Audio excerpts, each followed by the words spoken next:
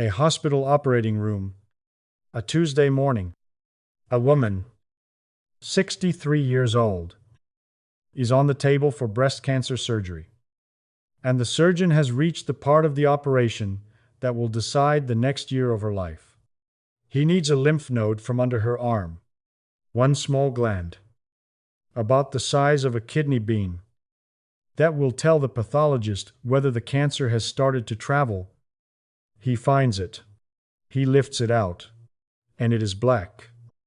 In an operating room, a black lymph node points one way first. And everyone standing there knows it. Melanoma. Skin cancer that has already spread. For a few seconds, nobody says anything. The report comes back 4 days later. No cancer cells. None at all. The node is packed with something else. Something the pathologist recognizes the moment it comes into focus under the microscope. Tattoo ink. A red rose with a black outline.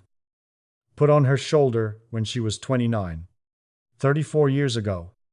Surgeons have been writing up cases like hers for decades. More of them than you would guess. And almost everyone begins the same way. With a room full of people bracing for the worst. That ink did not slide down her arm on its own. Something carried it there. A few cells at a time. And it had been carrying it for more than 3 decades without her ever feeling a thing. If you have a tattoo that is 20 years old, the same thing is happening under your skin right now. The ink you can see is only part of the story. The rest of it is a job your immune system took on the day the needle went in. And it has never once put that job down. So that is where we are going. Back to the chair. Back to the first hour. When your body met the ink for the very first time. 20 years ago, you sat down in a chair. Or stretched out on a padded table. And a stranger leaned over your arm with a machine that buzzed like a small electric razor. Maybe it was a shop off the highway in Florida. Maybe a storefront near a Navy base. The artist wiped the skin, pressed the needle down, and started moving. That needle was traveling up and down somewhere between 50 and a few thousand times a minute, depending on the machine. Every stroke went through the outer layer of your skin, the epidermis, and came to rest about 1.5 millimeters below the surface, in a tougher layer called the dermis. Every stroke left a drop of ink behind. Over 2 hours. That adds up to tens of thousands of tiny punctures. Each one a small wound. Each one carrying a small cargo the body has never seen before. The artist finished. Wrapped the arm in plastic. And told you to keep it clean. Your body had already been at work for 2 hours. It was dealing with 2 problems at once. The first was the damage. Tens of thousands of holes, and blood and fluid leaking into tissue that is supposed to be sealed. The second was the ink itself, a foreign material, parked in the dermis, in an amount, and a place the body has no plan for. It handled both the way it handles every cut and scrape you have ever had. Within hours, white blood cells called neutrophils poured into the area from nearby vessels. They are the first responders. Short-lived and aggressive. And they went after anything that looked like an infection. Behind them, over the next couple of days, came larger, slower cells, whose job is cleanup. The swelling you remember, the heat, the tenderness for a week or so. All of that was the arrival of those crews. Some of the ink never stood a chance. The needle left pigment in the epidermis on its way down, and the epidermis is a layer that is always on the move. It pushes old cells upward and sheds them, roughly once a month. So the ink caught in that top layer, rode up with the cells, and came off in the flakes and scabs of the first 2 or 3 weeks. If you remember the fresh tattoo looking dull and patchy for a while, then clearing, That is what you were watching. The surface ink leaving. The ink in the dermis had no such exit. The dermis does not shed. It is the deep, stable layer where the sweat glands and hair roots and blood vessels live. And whatever lands there tends to stay unless something actively removes it. Which brings up the obvious problem. You have a system inside you that exists for exactly this purpose. It finds material that does not belong and it gets rid of it. A splinter, a bacterium, a dead cell, all of it gets found and cleared. It found the ink within the first hour. It sent cells to the site within the first day. It has had 20 years, more than 7,000 days, to finish the job. And the tattoo is still there. The answer starts with one specific kind of cell that showed up in the first night. And with the one thing it turned out that cell could not do. The cell is called a macrophage. And the simplest honest description of it is that it eats. It is a big, slow-moving cell that lives in almost every tissue in your body. And it spends its life on patrol. When it finds something that does not belong, it wraps itself around the thing, pulls it inside, and seals it in a small bubble. Then it floods that bubble with acid and enzymes and takes the intruder apart. A bacterium lasts minutes in there. A dead cell. A splinter of wood. A bit of worn-out collagen. All of it breaks down into pieces. The body can recycle or flush away. Macrophages were among the cleanup crews that reached your tattoo on the second and third day. They found the ink sitting loose in the dermis, and they did what they always do. They ate it. Under a microscope. A week-old tattoo shows exactly that. Cell after cell, swollen with pigment. Like a room full of people who have each swallowed a mouthful of paint. And then the process stopped. Because tattoo ink is unlike anything a macrophage has ever met. Think about what ink actually is. The black in most tattoos is carbon. Essentially soot. Ground extremely fine. Browns and some reds are iron oxide. The same compound as rust. White is titanium dioxide. The pigment in house paint and sunscreen. The bright colors are synthetic organic pigments. Industrial molecules built to hold their shade under sunlight for decades. Every one of these was chosen for the same reason. It does not break down. That is what makes it good ink. It is also what makes it impossible to digest. The macrophage's acid does nothing to a fleck of carbon. Its enzymes have no grip on titanium. The bubble fills with pigment. And there it sits. So the cell that came to remove the tattoo did the only thing it could. It held on. It kept the ink packed inside itself, sealed off from the surrounding tissue, and it stayed put in the dermis right where it had found it. Here is the part that turns the whole picture around. When you look at your tattoo today, you are looking at ink that is mostly inside cells. The pigment is sitting in thousands of small living containers, each one anchored in the dermis, each one holding its share of the design in place. Your immune system found the ink and swallowed it. And swallowing it is the reason you still have a tattoo. That is the version you will hear most places. And it is mostly right. It leaves out one thing that samples of real human skin have been showing for years. Macrophages are not the only cells holding pigment. When pathologists look at old tattoos under the microscope, they also find ink inside fibroblasts. The long, thin cells that build and repair the collagen framework of the dermis. Fibroblasts are construction workers, and nobody hired them to collect garbage. But they ended up with ink in them too. So your tattoo is stored across at least two populations of cells. And a lot of what is known about that second one is still being worked out. Which leaves a question that nobody had a good answer to for a very long time. A macrophage is a living cell, and living cells wear out. Skin macrophages last months, sometimes a year or two by some estimates, and then they die and are replaced by new ones. Most of the tissue in your dermis has turned over more than once since the day you were tattooed.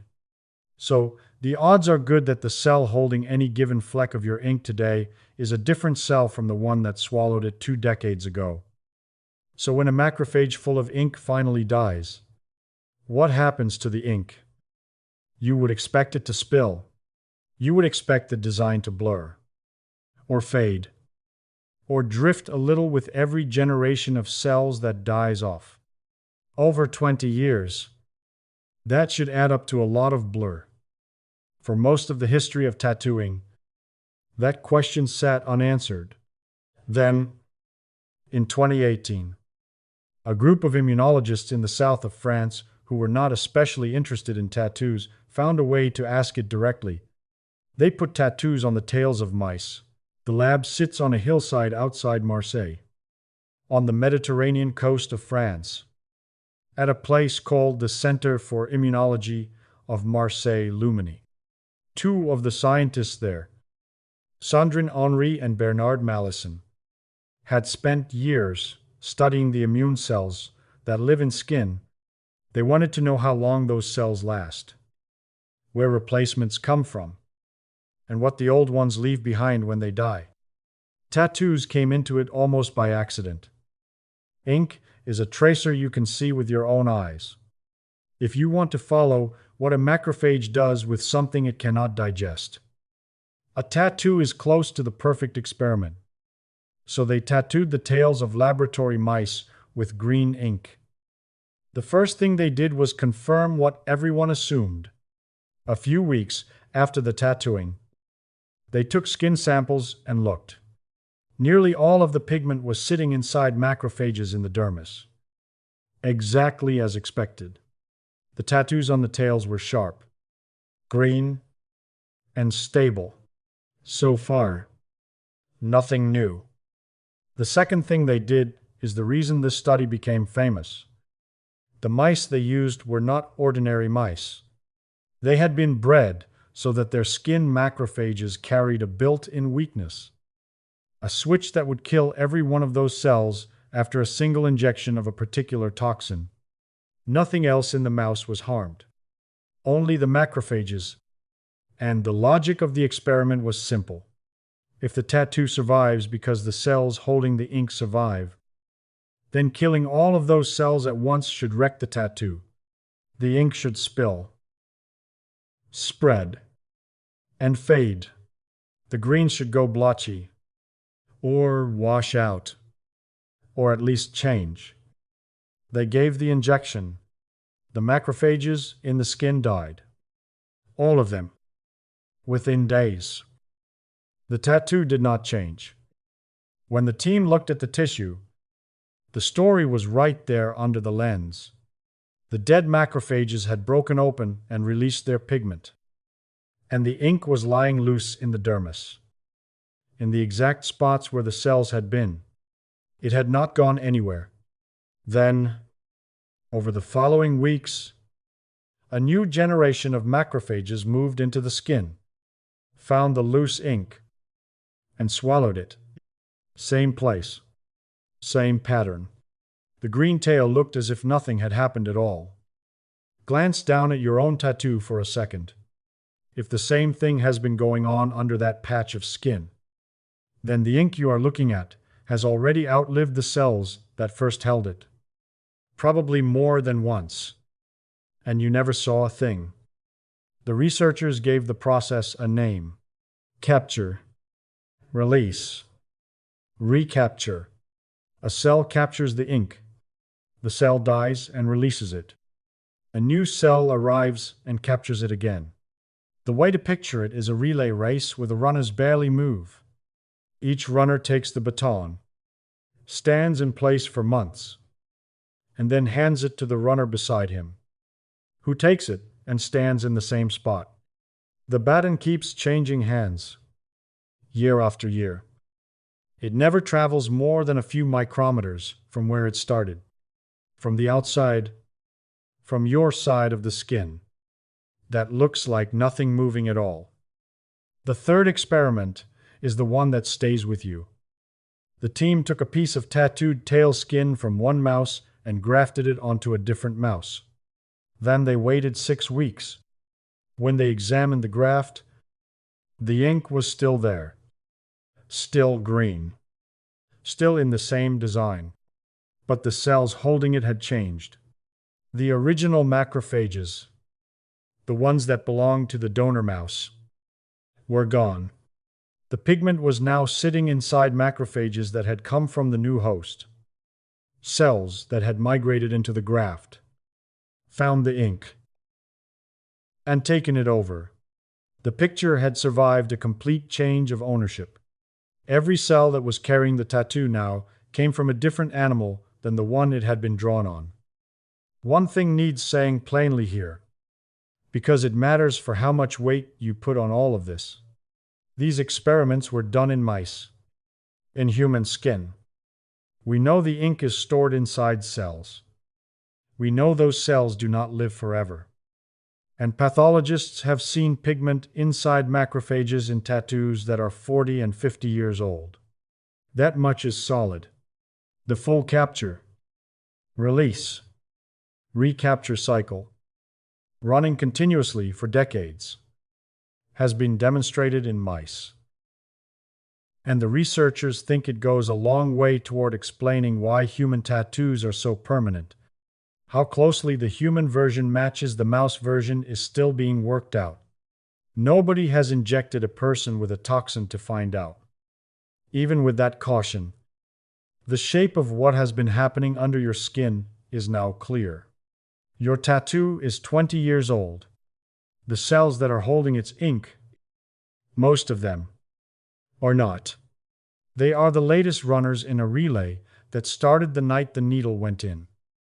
And the original runners left the race a long time ago. Which raises the problem from the beginning of this video. If the baton only moves a few micrometers with every handoff, then how did a woman's shoulder tattoo end up inside a lymph node under her arm? That is a distance measured in inches. And the ink got there without anyone noticing. Some of it, it turns out, was never standing still. Grenoble, in the French Alps. 2017. A slice of human lymph node, thinner than a hair, sits in the path of one of the most intense X-ray beams on Earth. The beam comes from a facility called the European synchrotron, a ring of tunnels almost half a mile around. And it can tell you which elements are inside a piece of tissue down to a few billionths of a meter. The node came from a man who had died with tattoos on his arms. Before it was sliced, it was green. The chemist who brought it there was Ines Schreiber, from Germany's Federal Institute for Risk Assessment. Surgeons had been describing stained lymph nodes in tattooed patients for years, and her team wanted to know exactly what was in them. So they collected skin and lymph node samples from 4 people who had died with tattoos, and from 2 people who had never been tattooed. And they put all of it under the beam. The nodes lit up. Titanium dioxide, the white pigment, was there in every tattooed donor. Organic pigments from the colored inks were there too. So were traces of nickel, chromium, and manganese. Metals that show up in tattoo inks either as part of a pigment or as impurities. The particles in the nodes were mostly the very small ones, the nanoscale fraction, which is what you would expect if the smallest pieces are the ones that travel easiest. In some of the donors, the nodes closest to the tattoo were visibly enlarged and stained the color of the ink. So, how does pigment get from a picture on the skin to a gland several inches away?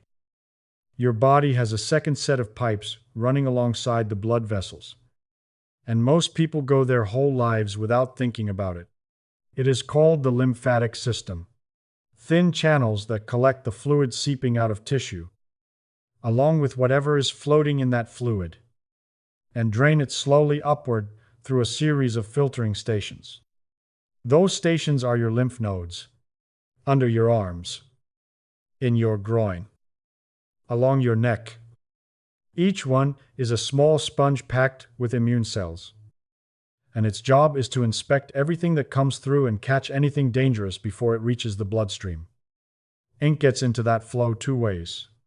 The smallest particles, the ones ground fine enough to slip between cells, simply drift into the channels with the fluid and ride along. And immune cells that move through the skin can pick up pigment and carry it with them when they travel to a node to report what they found. Either way, the trip ends at the same place, the first filtering station downstream. And that has been happening at your tattoo, a little at a time, since the week it healed. That finding deserves to be kept at its actual size. This is not ink circulating through your whole body. The nodes that catch it are the ones directly downstream of the tattoo, and that is where it has been found. Whether smaller amounts travel any farther is a question the researchers themselves say still needs work. A tattoo on the shoulder or upper arm drains to the armpit. A tattoo on the cuff drains to the groin. The rose on the woman in the operating room had been sending a slow trickle of pigment down the lymphatic channels of her arm for 34 years. And the node under her arm had been catching it and holding it, one particle at a time, until it was black, which is where this stops being a curiosity and becomes something worth knowing. The nodes under your arm and in your groin are the exact nodes surgeons remove and test in two of the most common cancer operations in people over 60. Breast cancer and melanoma. The procedure is called a sentinel node biopsy, and it depends on the surgeon injecting a blue dye or a tracer and following it to the first node it reaches. Ink in that node can confuse the picture. There are case reports of pigment being mistaken for spreading melanoma, of extra nodes being removed to be safe, of pathologists needing extra time to sort out what they were looking at. Every one of those problems is easy to avoid with one sentence, said before the surgery. Tell the surgeon you have a tattoo near the area. That is all it takes. And now, the question that a lot of you have been waiting for, because you have seen the headlines. In 2024, researchers at Lund University in Sweden compared the medical records of about 12,000 people and found that the ones with tattoos had a rate of lymphoma, cancer of the lymphatic system, roughly 21% higher than the ones without. A study of twins in Denmark, published in 2025, found a similar pattern. So, the question is fair. If pigment is sitting in your lymph nodes, is it doing damage there? Here is what those studies can and cannot tell you. They show an association, which means the two things showed up together more often than chance would predict. They do not show that one caused the other. People who get tattoos differ from people who do not in 100 ways that also affect health. In the Swedish study, a large tattoo carried no more risk than a small one, which is the opposite of what you would expect if the ink itself were the driver. The Danish study did see more risk with bigger tattoos. So the researchers do not fully agree with each other. And they say so. Those findings, along with a long list of other worries about what goes into ink, are part of why Europe tightened its rules on tattoo ink chemicals in 2022. American rules are far looser. So, the honest answer is that nobody has proven the ink in your nodes is harming you. And nobody has proven it is harmless. And the people studying it are still arguing. Step back and look at the whole 20 years. Cells swallowed the ink and died, and new cells swallowed it again. A slow relay in the dermis. Meanwhile, a trickle of pigment leaked into the lymphatic channels and rode downstream to the nodes, year after year. And above all of it, the sun hit that patch of skin every summer. 20 summers in a row. With that much traffic, And that much leaving, and that much light. What exactly is left of your tattoo today? Look at the tattoo now. In daylight, hold the arm out the way you did the day it was finished. It is still there, and it is not the same picture. The lines that used to be crisp have gone soft at the edges, as if the whole design had been drawn on paper that got damp. A thin outline that was 1 needle wide is now twice that. The colors have thinned out, if there was ever a red or a yellow in it. That is probably the part that has faded the most. And the black is probably the part that held on. Some of that is the sun. Ultraviolet light breaks apart the bright organic pigments, the synthetic reds and yellows and oranges, molecule by molecule. And the immune system carries the fragments away. That is why a tattoo on a forearm fades years ahead of the same tattoo on a back or a hip. Black is different. Carbon barely notices sunlight, and iron oxide is nearly as stubborn. Those old dark blue and black navy tattoos from the 60s are still readable for exactly that reason. The ink was too simple to break. Some of it is movement. The dermis has been rebuilding itself the whole time, laying down new collagen, pulling old collagen apart. And every round of repair nudges the cells holding the pigment. The ink itself has changed hands who knows how many times. Nobody has measured how much of the blur comes from that and how much from everything else. But 20 years of small shifts is a reasonable way to end up with a soft line, and the skin around the picture is older too. The dermis on a 70-year-old arm is thinner than it was at 50, and the surface folds in ways it did not before. So, the same ink reads differently on it now. There is one more thing the immune system can do to a tattoo after all this time. And it is the strangest one, because it comes out of nowhere. A tattoo sits quietly for 15 or 20 years. Then, one season, a part of it changes. Usually the red part. It rises off the surface of the skin. It gets itchy, sometimes fiercely, and firm to the touch. And it stays that way. Red has always been the troublemaker. Many older red inks were made with mercury sulfide, the mineral cinnabar, and most modern reds use synthetic compounds called azopigments. Both are far more likely than any other color to set off an allergic reaction, and the reaction can take decades to show up, because the immune system has been sitting right beside that pigment the whole time and can decide, late in the game, to treat it as an enemy. Sometimes the body walls the pigment off in small, hard lumps called granulomas, and in rare cases, an old tattoo turns out to be the first place a body-wide inflammatory disease called sarcoidosis shows itself. So if a part of yours has risen up or started itching and stayed that way for weeks, that is worth a visit. And most of the time, it is very treatable. Now, the 1 minute of this video that should not wait. And it is a different problem entirely. Melanoma is the skin cancer that kills. And the way it gets caught early is that someone notices a dark spot that is new, or growing, or changing, under a solid patch of black or dark blue ink that is far harder to do. Dermatologists have documented melanomas that were diagnosed late because a mole had been tattooed over years earlier, or because a new dark spot inside a design was mistaken for part of the design. If you are over 60 and you have carried a tattoo for decades, your skin has also carried decades of sun, and the risk of melanoma climbs steadily with age. Dermatologists boil the warning down to 3 words: new, different, and changing. A spot inside the tattoo that was never part of it. A patch that looks different from the ink around it. Darker, or spreading past the edge of a line. A bump that keeps changing from 1 month to the next.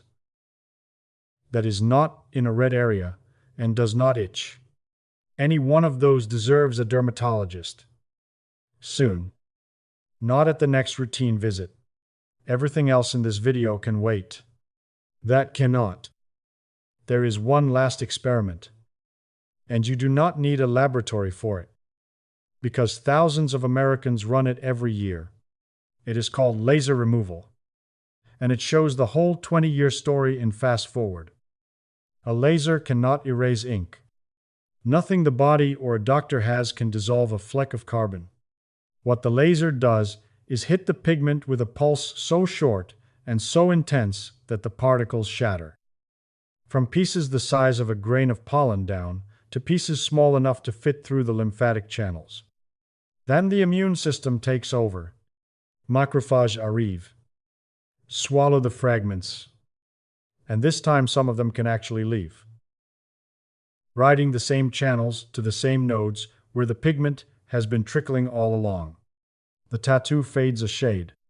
Then it stops fading, because the cells at the site swallow the rest of the fragments and hold them exactly where they were. The way they have held everything for 2 decades. So, you come back in 8 weeks, and the laser breaks them up again. 6 sessions is typical. 10 is common. And a big piece can take 15. The Marseille team ended their paper with a suggestion that came straight out of their mouse work. If you could temporarily clear the macrophages out of the skin right before the laser, so that nothing was there to recapture the fragments. Removal might take a fraction of the time. Nobody has tried that in people yet. Laser removal is asking your immune system to do quickly, and in pieces small enough to carry, what it has been quietly doing all along. The woman from the operating room went home 5 days after her surgery. Her cancer had not spread. The black node is sealed in a block of wax in a pathology lab, and the rose is still on her shoulder. A little softer than it was at 29. Held there by cells that were not alive when it was drawn. The artist stopped working on your tattoo 20 years ago. Your skin did not. Cells came and swallowed the ink. They died. And new cells took it from them.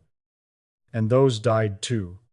A trickle of pigment slipped into the lymph and rode down to the nearest node. 1 particle at a time. For 20 years. The sun came back every summer. And the picture is still on your arm. Most of it.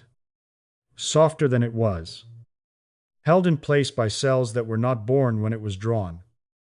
The picture looks still. Under the surface. It never really was.